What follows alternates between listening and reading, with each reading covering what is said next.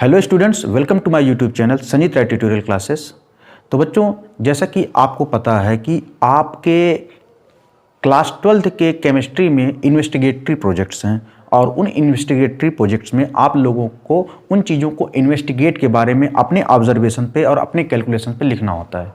लेकिन होता क्या है कि आजकल के इतने बड़े रशिंग ज़िंदगी में जहाँ पर बच्चे इंजीनियरिंग और मेडिकल की तैयारी करते हैं, तो वहाँ पर इन सारे रीडिंग्स को वो इन्वेस्टिगेट करके नहीं लिख पाते हैं। तो ऐसे बच्चों के लिए जो इन्वेस्टिगेट नहीं कर पाते हैं, उनके लिए मेरा वीडियो शायद बहुत हद तक उनको फ़ायदा करेगा, क्योंकि रीडिंग कैसे लिखी जाए, प्रोजेक्ट कैसे बनाया जाए, इनके बारे में उनको यहाँ से जानकारी मिल सकती है।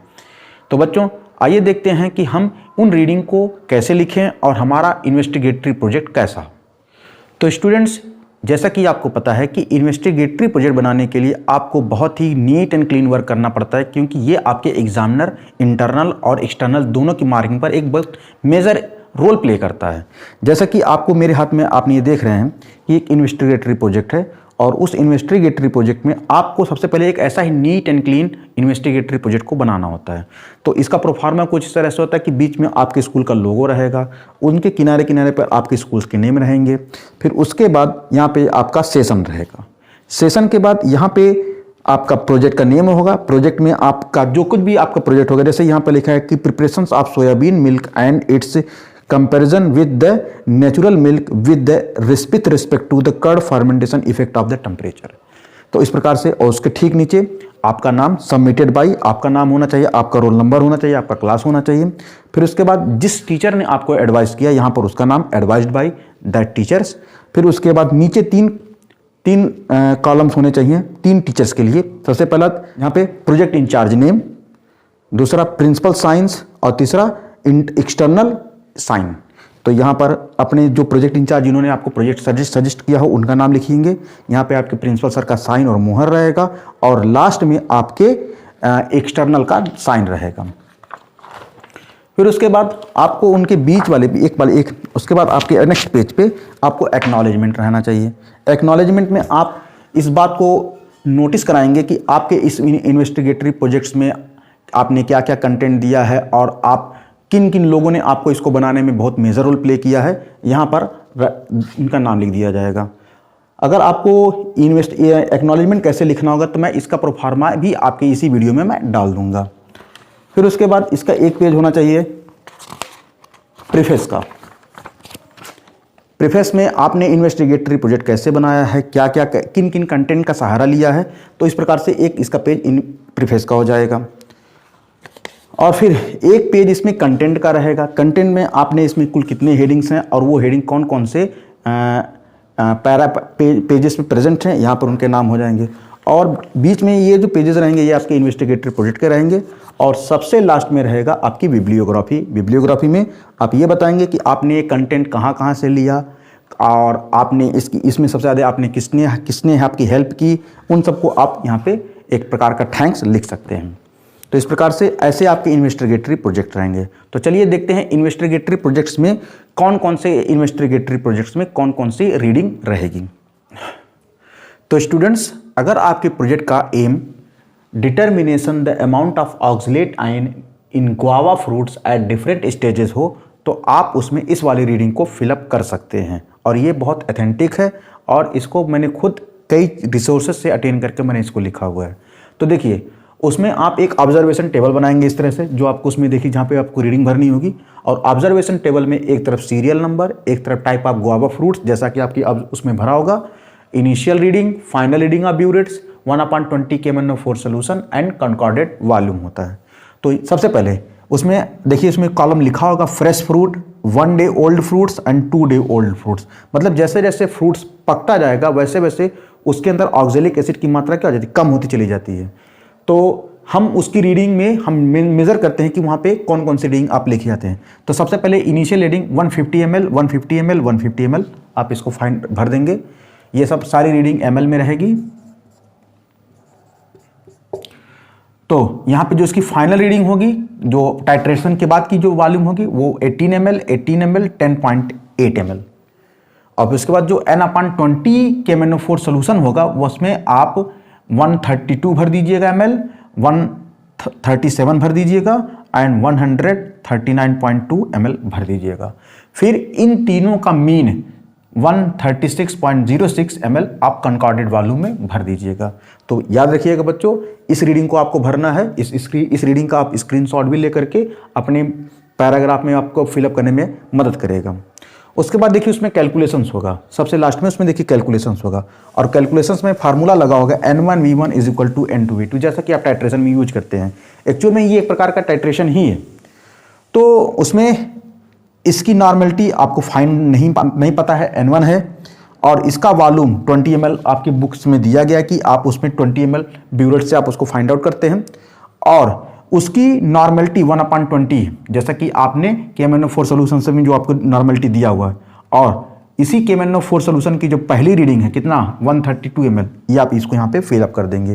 तो आपको भरने का फार्मूला नॉर्मेलिटी आप ऑक्सलेट आयन के लिए तो V1/400, क्योंकि ये 20 मल्टीप्लाई हो जाएगा, और जब यहाँ पे वॉल्यूम V1 की जगह पे रखेंगे 132 तो आप कैलकुलेट करेंगे तो ये रीडिंग आएगी 0.33 ml।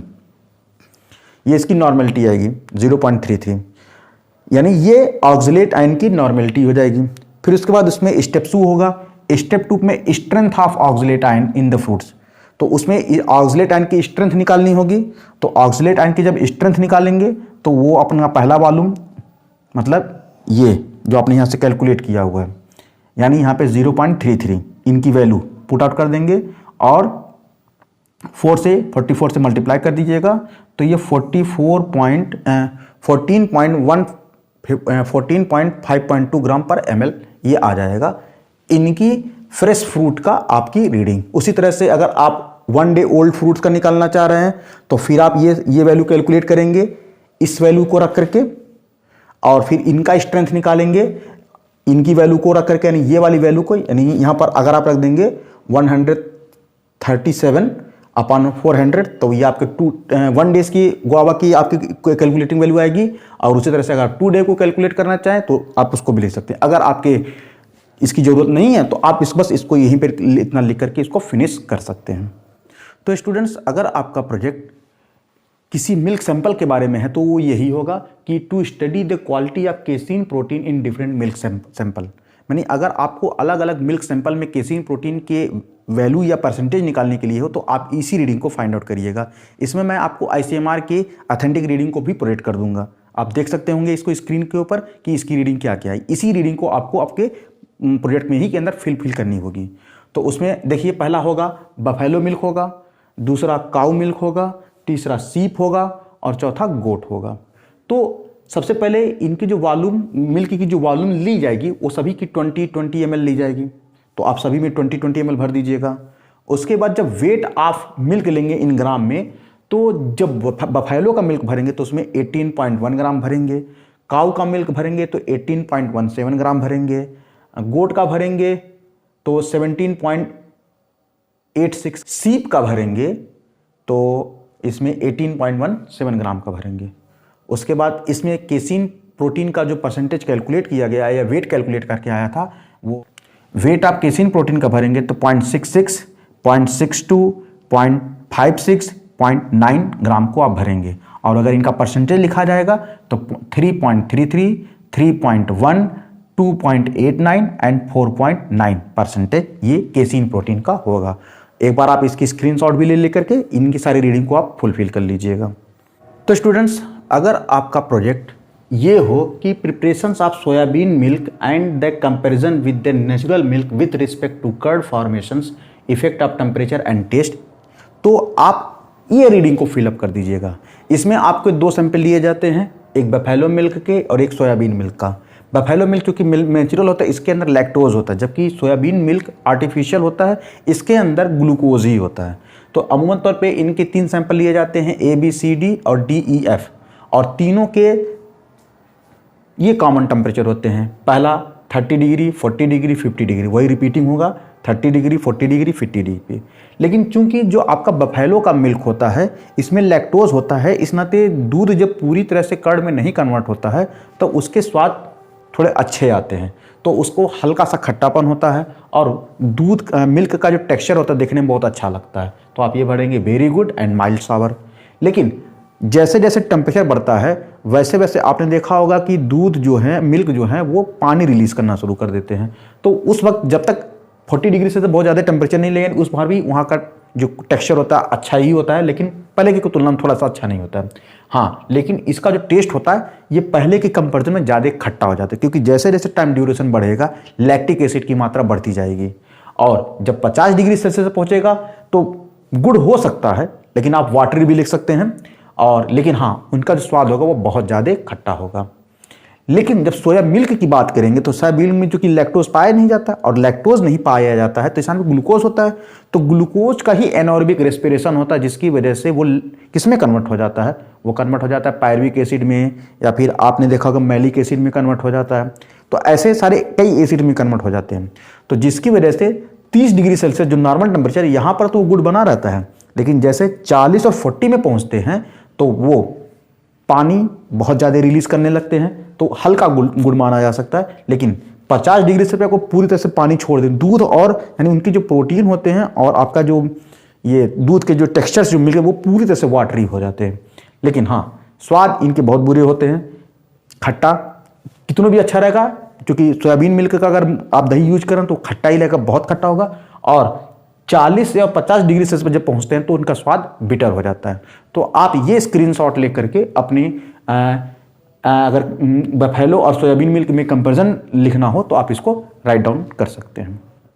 तो स्टूडेंट्स, अगर आपका प्रोजेक्ट ये हो to study the digestion of starch by salivary amylase, यानी आपके सलाइवरी एमाइलेज का स्टार्च के ऊपर इफेक्ट देखना हो तो आप उसमें ये रीडिंग भर दीजिएगा। उसमें देखिएगा, उसमें 30 सेकंड के 220 सेकंड तक के एक रीडिंग दी गई होती है और उसमें आपको कलर अपीयरेंस भरना होता है। रीजन क्या होता है बच्चों कि जब आयोडीन को स्टार्च के ऊपर डाला जाता है तो स्टार्च आयोडाइड का एक कलर बनता है जो डार्क ब्लू कलर का होता है, आप ब्लू कह सकते हैं। लेकिन जैसे जैसे उसका टाइम इंटरवल पास होता जाता है तो वो धीरे धीरे उसका कलर फेड होता जाता है, और अगर कलर फेड होगा तो वो कुछ इस प्रकार से कलर चेंज करेगा।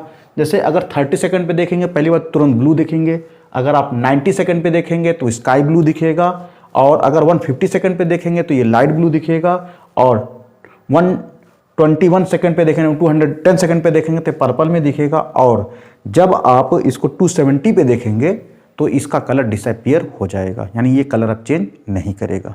तो बच्चों, इसका स्क्रीनशॉट ले लीजिए और आप ये रीडिंग, अगर आपका सलाइवरी एमाइलेज का है रीडिंग नया प्रोजेक्ट है तो आप उसमें ये रीडिंग को फिल कर दीजिएगा।